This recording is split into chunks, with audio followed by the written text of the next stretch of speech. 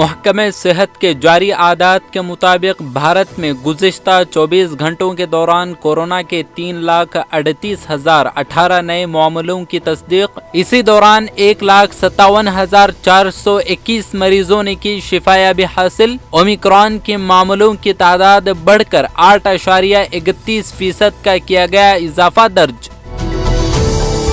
بھارتی فضائیہ نے کہا کہ یوم جمہوریہ کی پریڈ میں کل 75 طیارے لیں گے حصہ۔ راج پتھ کے اوپر سے گزرنے والی اس پریڈ میں فوج اور بحریہ کے طیارے بھی ہوں گے شامل۔ پریڈ کے دوران آسمان پر 15 الگ الگ گروپ میں اپنی طاقت کا مظاہرہ کریں گے۔ ونگ کمانڈر اندرنیل نندی نے کہا کہ فضائیہ مظاہرے کا منصوبہ آزادی کے امرت مہوتسو کو ذہن میں رکھتے ہوئے کیا گیا تیار۔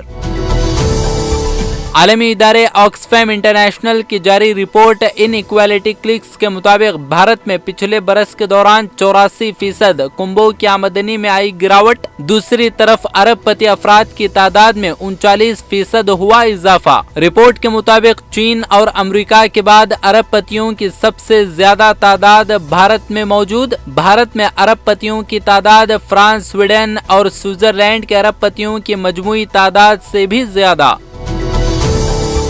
مرکزی بجٹ کے اعلان سے کچھ ہی دن پہلے کانگریس نے مرکزی حکومت پر لگایا الزام۔ کہا مرکز کی خراب معاشی پالیسی کے سبب ملک میں بے روزگاری کی شرح 7% تک پہنچ گئی اور مہنگائی کی شرح بھی بڑھ کر 7% ہو گئی۔ کارپوریٹ ٹیکس کی طرح مڈل آمدنی والے طبقے کو بھی راحت دینے کا کیا مطالبہ۔ اپوزیشن لیڈر راہل گاندھی نے نفرت کی سیاست پر بی جے پی کو بنایا نشانہ۔ کہا جب تک ملک میں نفرت کی سیاست چلتی رہے گی ہندوستانی کو ہندوستانی سے لڑایا جاتا رہے گا، اور کہا کہ جب تک نفرت کی سیاست ہے اس وقت تک ملک ترقی نہیں کر سکتا۔ ساتھ ہی کہا کہ ملک کی ترقی میں نفرت سب سے بڑی رکاوٹ۔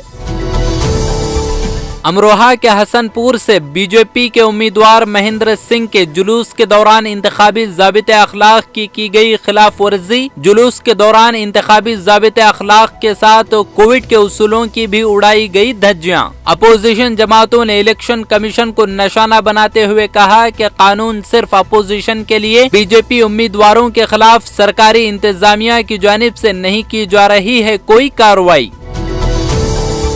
سماجوادی پارٹی کے صدر اکھلیش یادو نے بی جے پی پر کسانوں کو ہراساں کرنے کا لگایا الزام۔ عہد لیا کہ وہ اسے انتخابات میں شکست دیں گے اور اقتدار سے کریں گے باہر۔ سپا ہیڈ کوارٹر میں منعقدہ انا سنکلپ پروگرام میں ایس پی سربراہ یادو نے کیا عہد۔ کہا کہ جن لوگوں نے کسانوں پر ظلم اور ناانصافی کی انہیں شکست دی جائے گی اور ہٹا دیا جائے گا۔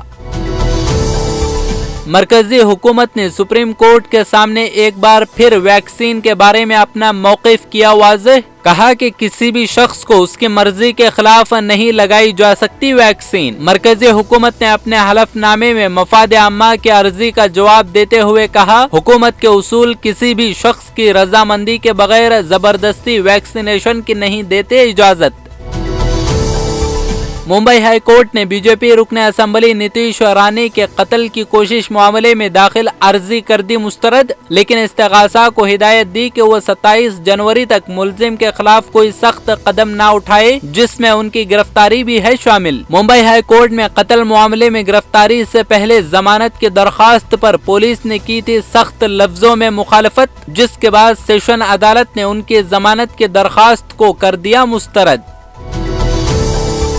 کرناٹک میں کورونا کی تیسری لہر 25 جنوری تک نقطہ عروج تک پہنچ جانے کا خطرہ۔ کرناٹک میں نائٹ کرفیو اور ویکینڈ کرفیو کو برقرار رکھنے یا نہ رکھنے پر جمعہ کو میٹنگ میں ہوگا فیصلہ۔ ریاستی وزیر آر اشوک نے کہا کہ کورونا کے کیسز کی تعداد میں ضرور ہو رہا ہے اضافہ، لیکن خطرے کی نہیں بات، اموات کی شرح نہ ہونے کے برابر۔